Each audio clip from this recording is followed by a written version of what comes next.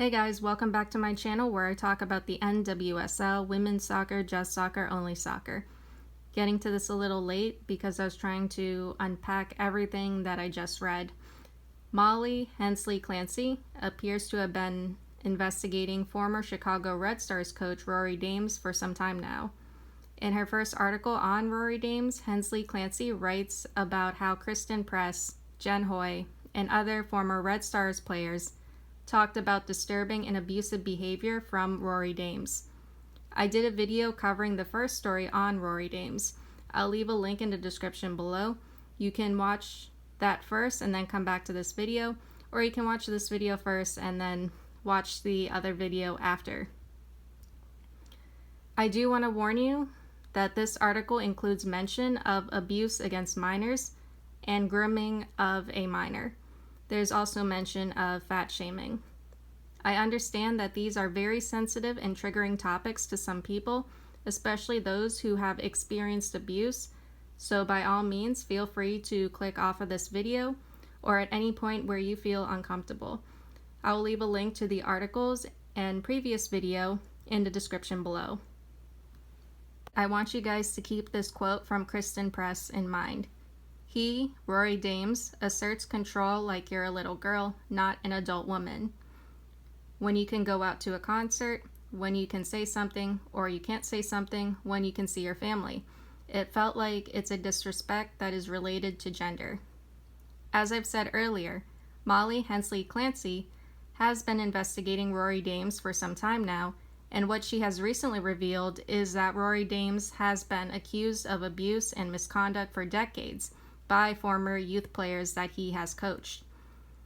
These former players in the article talk about verbal abuse, emotional abuse, controlling behavior, manipulation, grooming, coercion, fat shaming, sexually charged language, and innuendos.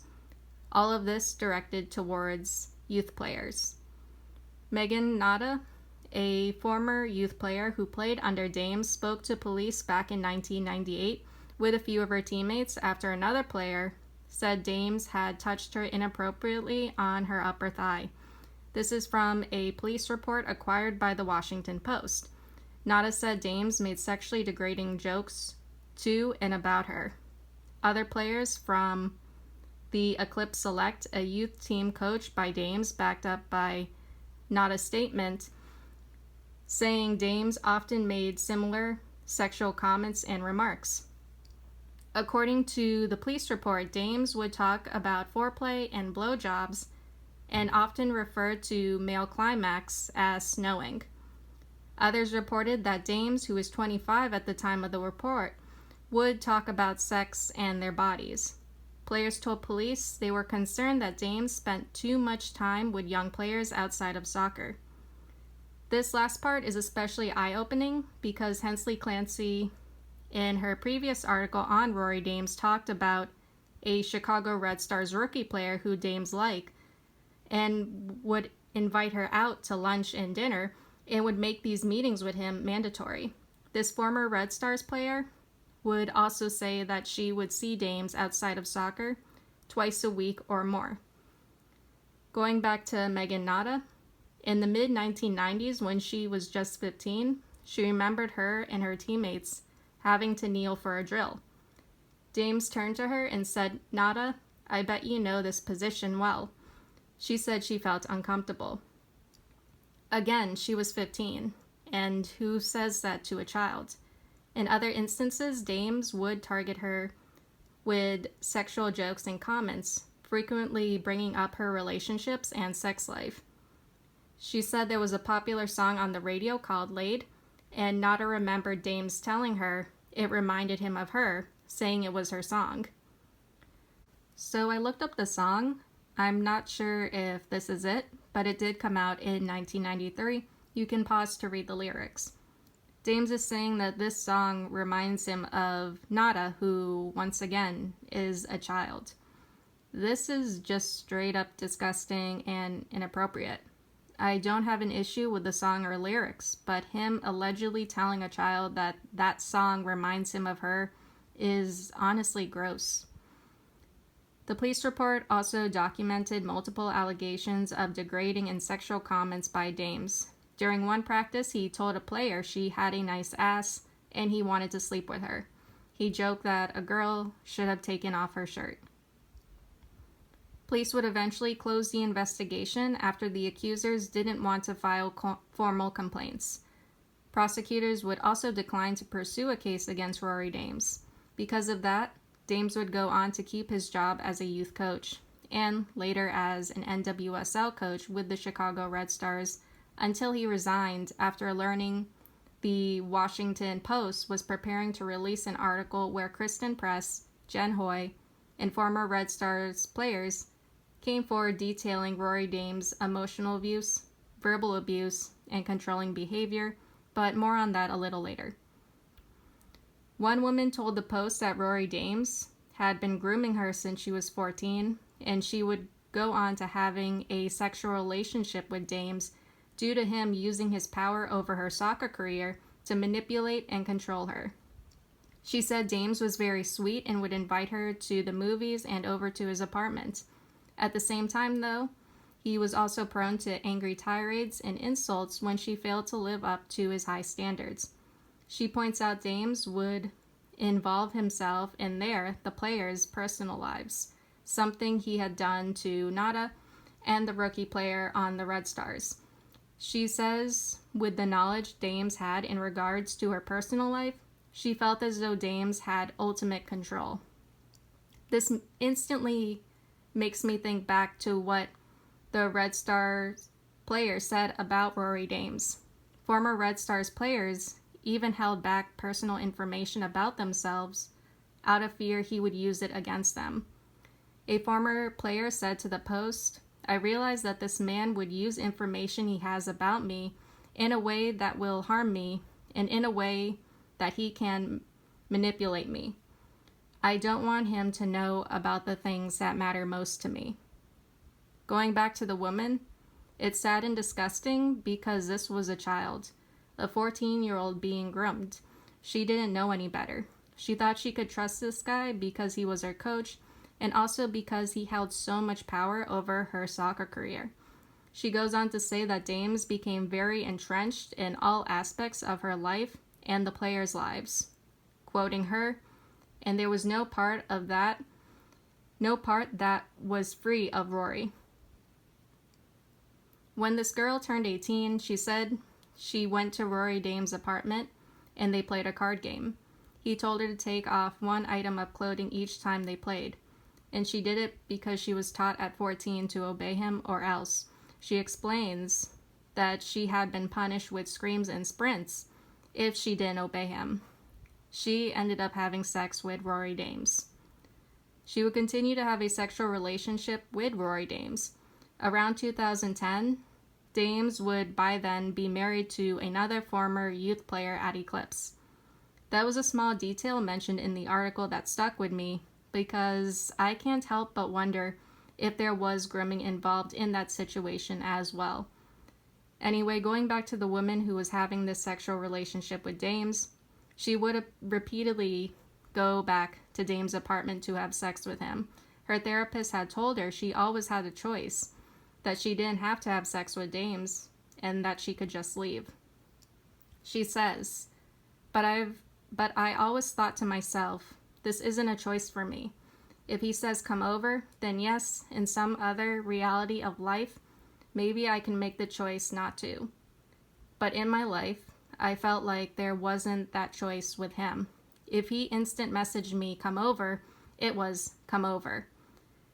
This just goes to show how much power he had over this girl. Most of us hearing and listening to this would probably say, F this, F that guy.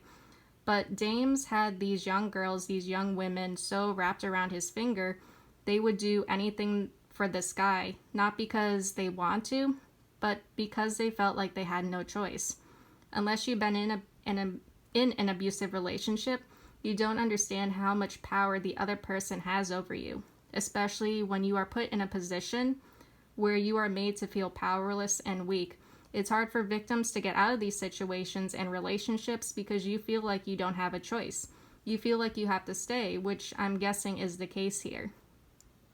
Anyway, this woman would leave to go to college and play Division I soccer, but when she would return for the summer, she would play for Dames at Eclipse, and she would go back to his apartment. When she saw that Dames had become a coach in the NWSL for the Chicago Red Stars, she thought he must have changed his ways and stopped with the abusive behavior. However, when the first story about Rory Dames was released, she was shocked to learn about how Dames pressured a former Red Stars player into going to dinner with him, how he would text her at all hours of the night, comment on her appearance, and keep asking about her boyfriend. The woman says about this, "We didn't have texts then, so for us it was AOL instant messages. He would IM girls at all hours of the day and night." The woman says, "It's all recycled. He was literally doing this 25 years ago. I thought, in what world are we still living this?" Dames is able to do this because it works. He's basically a serial abuser. Not only that, he had been able to get away with doing this for so long that he believes he can't be touched. He probably believed the power and control he held over these young women and girls made him untouchable. He probably thinks that he has enough power and control over these players, they wouldn't dare speak out against him. Christen Press, in the last Washington Post article, even said she was afraid Rory Dames was going to come after her when an investigation was launched after she reported his verbal and emotional abuse. Christen Press wasn't the only player afraid of speaking up against Rory Dames. Players talked about how Dames's volatility and anger made them terrified to disobey him. He would make them run sprints, sometimes until they collapsed, screamed at them, and would use degrading nicknames such as fat ass. Dames's former youth players at Eclipse described verbal and emotional abuse. Haley Liana, who played for Dames at age 13 in 2012, said, "It was just all this belittlement. We were always hoping he didn't show up at practice so we could just have a day to breathe." According to the article, players recalled Dames calling them pussies, donkeys, fucking idiots, or retarded. He would often fat shame players, calling them fat fuck, fat cunt, and fat ass. He would body shame girls as young as 10 years old. One girl who was in 5th grade at the time said it was a hot day, and her teammates tied their shirts up, leaving some of their stomach exposed. Dames signaled out a girl who was heavier than her teammates and said, "Put that down, that's not a good look for you." Susan Bogart, Rory Dames' attorney, is mentioned a few times in this article. She said, he, in reference to Rory Dames, did not and has not called players' names. Yeah, then how is it that both former youth players and former Red Stars players are saying the same thing about Dames, calling them names and insulting them? Going back to the first video I did, when it came to Rory Dames, though, Red Stars players said he would often go for personal attacks. He would mock players' educations and personal lives on the field. He sometimes joked that an Asian player should be smarter than she was playing, 2 players said, in a way that they felt made implications about her race, and he frequently commented to religious players about their holidays. 2 players remembered Dames calling a player from Appalachia trailer trash. This article then goes on to explain the amount of power Rory Dames held. He was usually the sole conduit between young players and college coaches. He would recommend players to coaches, but also warn coaches to stay away from certain players. Dames dictated who played in the elite national tournaments where college scouts would be. A player says, he could single-handedly take your future in soccer away if he wanted to. No one wanted to risk that. This goes back to what I said earlier. Because he had so much power, he felt like he could do whatever he wanted and get away with whatever he was doing. Who was going to stop him? No one. Not even the players. They were scared of him. He kept an eye on them and were always watching them. The article says Dames' control of his players discouraged them from speaking up about him to one another or to adults. Another player, Lauren Hall, in 2011 recalled a time when her and her teammates were talking about Dames in a private group chat. When they arrived at practice the next day, Dames had screenshots of the messages and made them run the entire practice. Hall says, "We never trusted each other again." She then adds, "You're not safe anywhere, and Rory knows everything. No matter what you do, he knows." Yeah, these girls and Christen Press have every right to be scared of this guy. It sounds like he'll go after anyone who is threatening his power and control. The article then goes on to say that Dames had shaped Eclipse Select into a very dominant youth club. However, at the same time, he had created a culture where coaches had sometimes mistreated young players, according to interviews with players, parents, and former employees. 3 parents whose children played under the coaches at Eclipse described behavior similar to Dames. The coaches would belittle the players and curse at them from the sideline during games. Eclipse employees said they had seen other coaches at the club treat players with disrespect. Kate Stanley, a parent whose daughter played for Eclipse starting at 11, said one Eclipse coach would call players a bunch of retards. She said they would hear this coach screaming from the sidelines. One time they said, "Go apologize to your parents. They pay all this money and you play like crap." The girl was only 12 years old. Stanley said she pulled her daughter from the club because it changed her whole personality. And the most heartbreaking thing, her daughter showed signs of being in an abusive relationship. This article then goes on to say Dames and Eclipse went on to hire a coach, John Soltani, who was later sanctioned by the U.S. Center for Safe Sport, an independent nonprofit tasked with investigating child and sexual abuse in sports. They investigated Soltani for his behavior at his previous club, and he was placed on probation for 2 years after a Safe Sport investigation found he had engaged in verbal acts that constitute the sexual harassment of a minor athlete. According to a 2020 notice from the Illinois Youth Soccer Association to Soltani, obtained by the Post, the document says the IYSA determined that this behavior is abhorrent in youth sports. Dames and Eclipse Select have received a copy of this 2020 notice that said Soltani was barred from meetings and one-on-one conversations with players as part of his 2-year probation.